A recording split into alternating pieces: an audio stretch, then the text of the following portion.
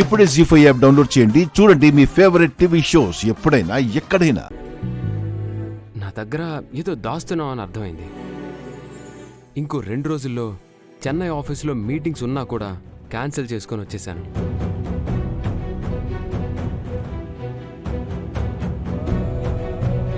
సౌమ్య విషయం ఏమైనా తెలిసిందా? తెలిసింది బావా.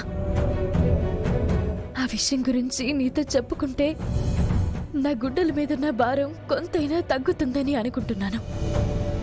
మీటింగ్స్లో ఉన్నావు కదా అని నిన్నెందుకు డిస్టర్బ్ చేయడం అని చెప్పుకోలేకపోయాను.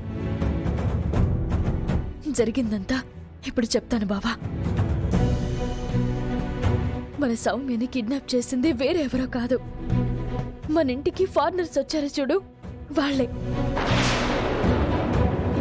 ఎవరు? డాక్యుమెంటరీ గురించి వచ్చారు వాళ్ళ? అవును బావా.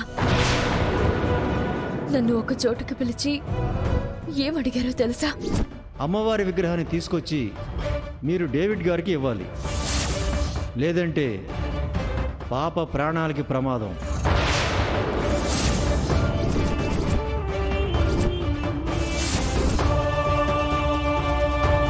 అమ్మవారి విగ్రహం అడిగారా? ఆ తర్వాత మన ఇంటికి జంగమదేవర వచ్చి ఏం చెప్పాడంటే, అమ్మవారు వారం రోజుల్లోపు మీ ఇంటి నుంచి తరలిపోతుంది.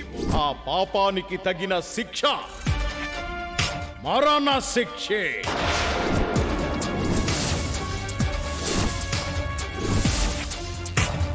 ఫారెన్ వాళ్ళు అలాంటి దుర్మార్గమైన కోరికను ఎందుకు కోరారని నేను బాధపడుతుంటే జంగమదేవర వచ్చి అలా చెప్పడంతో నేనింకా భయపడిపోయాను.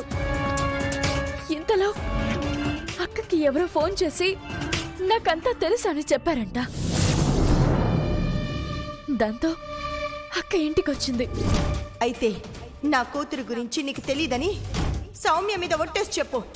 కిడ్నాప్ చేసిన వాళ్ళ డిమాండ్ తీర్చకపోతే మాత్రం సౌమ్య ప్రమాదంలో పడిపోతుందక్క. ఒక్కటి కాదు బావా, నువ్వు లేని ఈ 2-3 రోజుల్లో ఎన్ని జరగాలో అన్ని జరిగిపోయాయి. అలాంటి బెదవల్ని వదలకూడదామని పోలీస్ కంప్లైంట్ ఇవ్వడం మంచిది. సౌమ్య ప్రాణం వాళ్ళ చేతుల్లో ఉంది, అది ఆలోచించి నేను ఆగిపోయాను బావా. పాపం సౌమ్య ఎలా ఉందో ఏంటో. ఇన్ని రోజులు ధైర్యంగా ఉందంటే అందుకు కారణం మాతో పాటు తను కూడా కష్టాలను అనుభవిస్తూ పెరిగింది. దానికి నేను ధైర్యం చెప్తూ పెంచాను. అందుకే ఉండగలుగుతుందని అనుకుంటున్నాను. అందరి పిల్లల్లా కాకుండా కాస్త తెలివిగా ఆలోచించగలుగుతుంది. ఏది ఏమైనా ఆ ఫారెన్ వాళ్ళ చేతుల్లో ఉంది. వీలైనంత తొందరగా రక్షించుకోవాలి బావా. అవని,